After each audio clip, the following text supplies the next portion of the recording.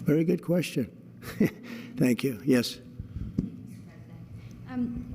We're hearing that Russia wants to force Ukraine to hold new elections in order to sign any kind of a peace deal. Is that something that the U.S. would ever support?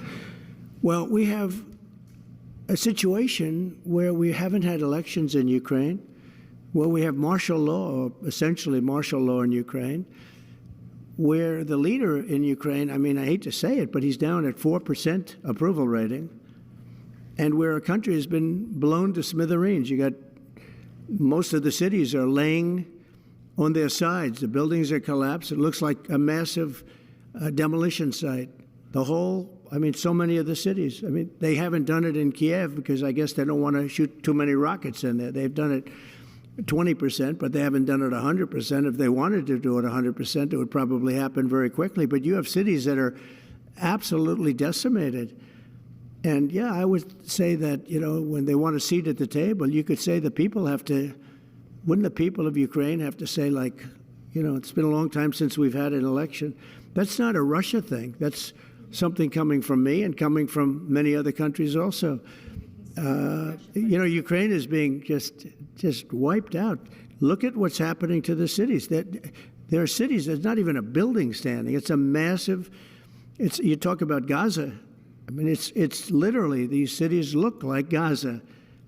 Actually, many have, percentage-wise, more buildings knocked down than in Gaza. So, you know, people are tired of it. People want to see something happen. And, you know, the other thing that it's been bothering me for a long time, because I solved the problem with NATO. They paid hundreds of billions of dollars into the funds of NATO when I said you got to pay, because the United States was paying for European countries, and then they take advantage of us on trade. But I've seen it. Look, they have to pay. They have to find out, where is the money going to? We have, I believe President Zelensky said last week that he doesn't know where half of the money is that we gave him. Well, we gave them, I believe, $350 billion, but let's say it's something less than that, but it's a lot. And we have to equalize with Europe, because Europe has given us given a very much smaller percentage than that. I think Europe has given $100 billion, and we've given, let's say, 300 plus. And it's more important for them than it is for us. We have an ocean in between, and they don't. But where is all the money that's been given? Where is it going? And nobody, I've never seen an accounting of it. We give hundreds of billions of dollars. I don't see any accounting. So I want to see peace. Look, you know why I want? Because I don't want all these people killed anymore.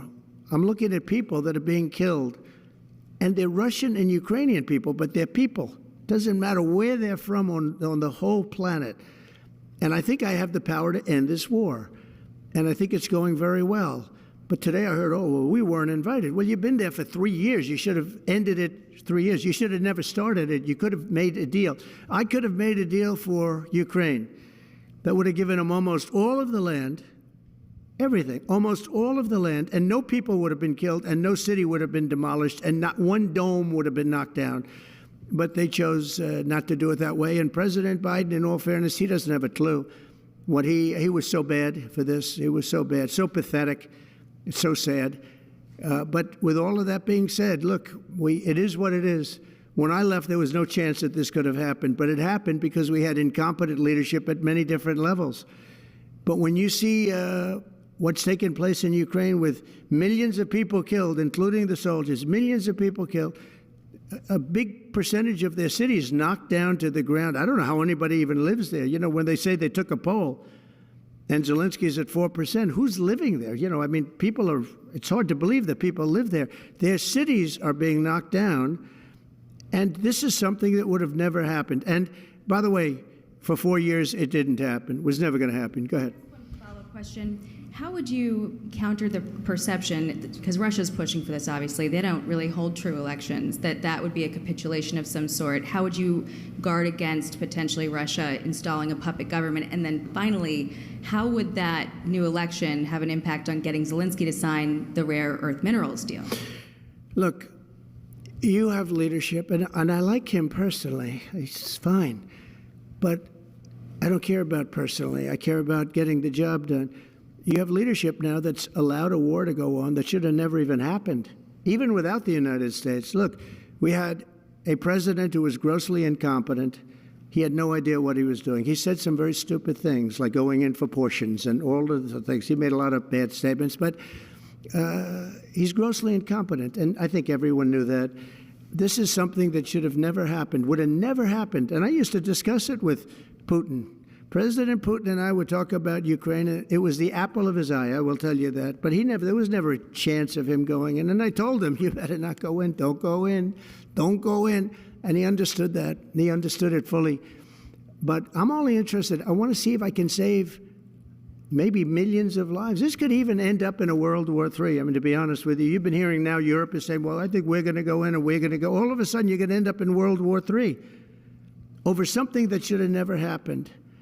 And, you know, it's a very sad situation. Yeah, please. In a court filing, the White House said that Elon Musk is not a DOJ employee and has no authority